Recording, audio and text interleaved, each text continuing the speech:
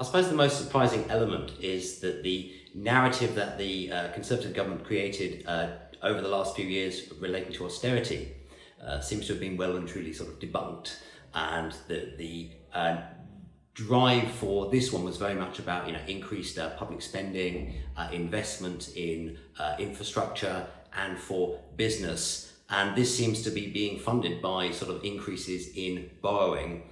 So a complete sort of 180 almost to what they were doing previously.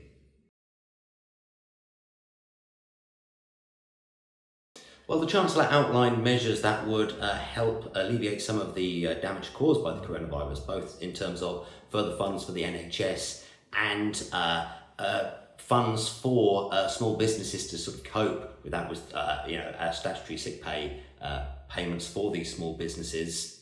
But the overall effects of the virus in terms of how much of a burden it will be and how much it will affect growth in the economy was not really covered. So all of the figures related to, they didn't really take the virus into account. So it's going to be a while before we see the effects of that. And the Chancellor did hint at another budget in autumn of 2020. So maybe we'll get a fuller picture then.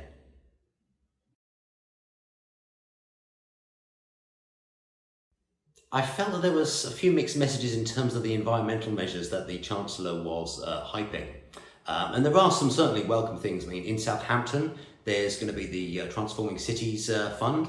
So that's going to be more money available to improve transport networks in Southampton.